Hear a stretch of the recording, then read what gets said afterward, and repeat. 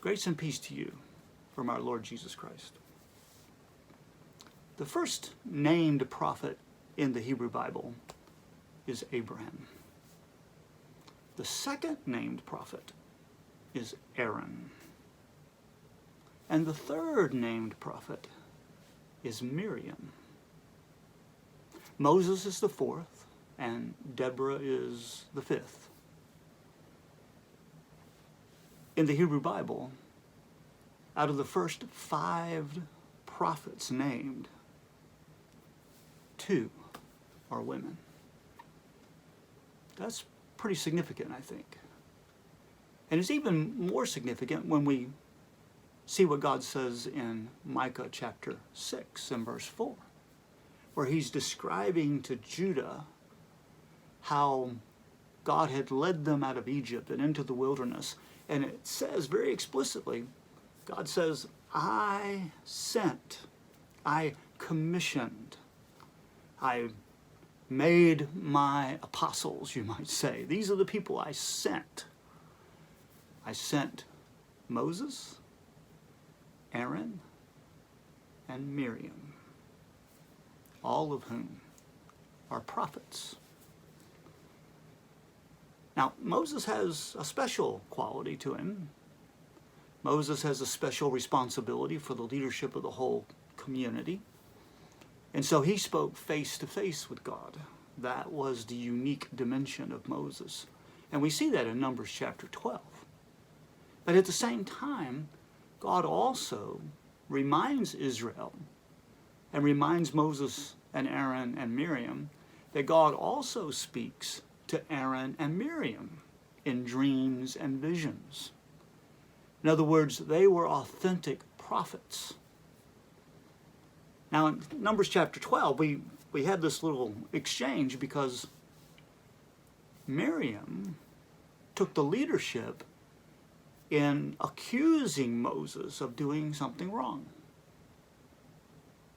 It says in Numbers chapter 12, verse 1, she accused. It's feminine singular in the Hebrew Bible. Aaron is a part of it, but he's a follower, like Aaron usually is, right, in the Hebrew Bible. But she took the lead, she took the initiative and accused Moses of doing something wrong. Well, what did he do? Well, he married a woman of color.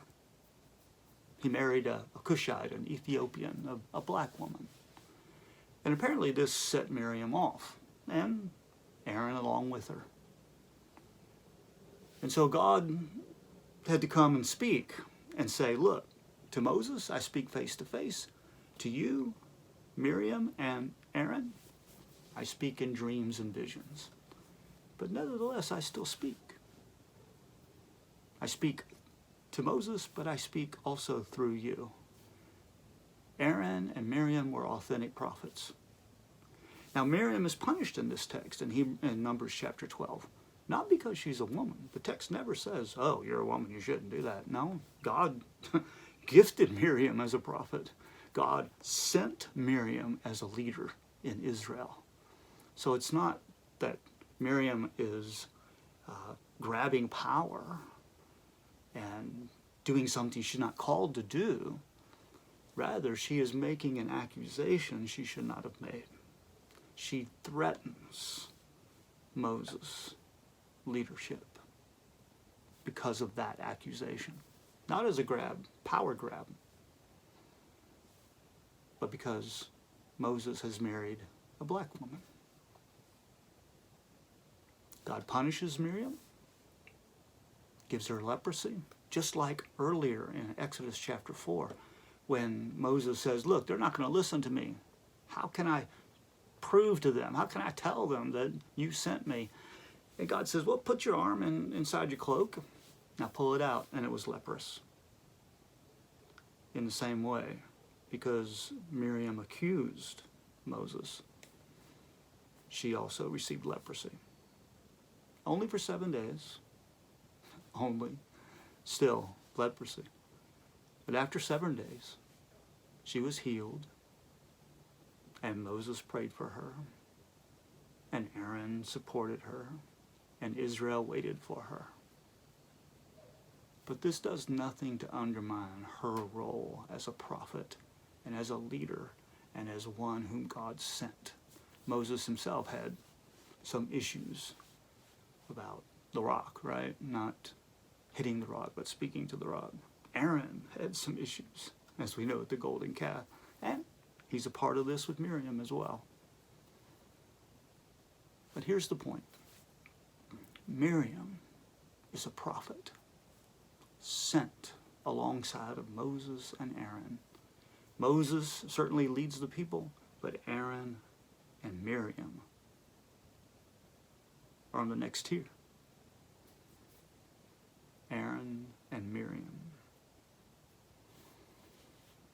But there's something else that's significant. And that is in Exodus chapter 15, verses 20 to 21. When they have crossed the sea, Miriam grabs her tambourine and along with the women begins to dance and rejoice and sing. Now this is interesting because our translations don't make this necessarily clear. When it says Miriam sang, it says she sang to them. To them. And the word them in Hebrew is masculine. That is, she sang to the men, or I would presume it's an inclusive kind of word, men and women. She sang to them and led, basically, the congregation in worship. This was the assembly of Israel on the other side of the Red Sea. They were God's congregation. In fact, in the very next chapter, Exodus 16, they are called the congregation of Israel. You remember Stephen called them the church in the wilderness. And she led the singing. She led the worship. Even David Lipscomb said something like this. David Lipscomb in 1907 wrote a little piece because he was responding to someone who said, well, women should not even sing in church because they're to be silent. They're not supposed to sing even. And Lipscomb responded to that. And he said, wait a minute. 1 Corinthians 14 verse 34 says, as the law says. Now the law says, Miriam, and I'm using Lipscomb's words here, Miriam sung and improvised and led in the song.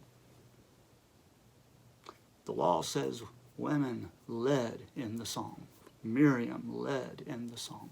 And if the law says Miriam led in the song, and the assembly in Corinth should be organized or regulated by the law, then women can sing. They can even lead singing. And this was Lipscomb's experience. You remember he went to Franklin College where Talbot Fanning was the president. And Talbot had a very talented wife named Charlotte. And Charlotte was a beautiful singer. She was renowned for her singing. Her students would talk about her singing.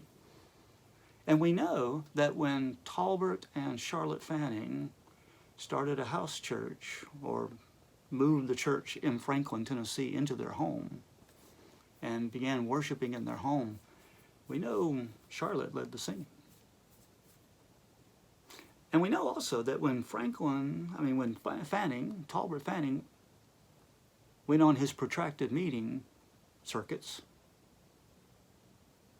the biographer of Charlotte Fanning tells us Charlotte led the singing.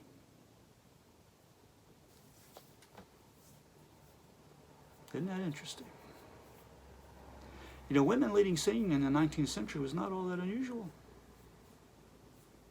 It was only towards the end of the 19th century and the beginning of the 20th century when that began to fade out.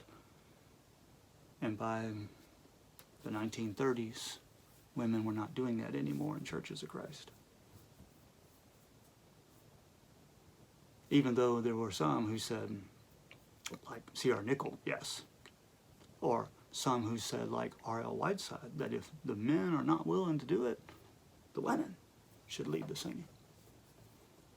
That was in 1935. Don't hear that much anymore. maybe we need to pay more attention to Miriam. Israel's first worship leader of the congregation of Israel, assembled on the banks of the shore of the Red Sea, celebrating their exodus. Israel's first worship leader was a woman prophet. Say, wow, that's Old Testament. Doesn't count. well, wait a minute now. As the law says, but also creation. Isn't creation supposed to be kind of the basis of how we do this male-female thing? Would God call a woman as a prophet, send her as a leader, and bless her leadership and worship if it violated God's good creation order? No. There's something congruent, consistent with what Miriam did and God's good creation. Maybe it's still consistent with God's good creation. If Israel's first worship leader was a woman, maybe new Israel's worship leader can still be a woman. May the grace of our Lord Jesus Christ and the love of God and the communion of the Holy Spirit be with you all.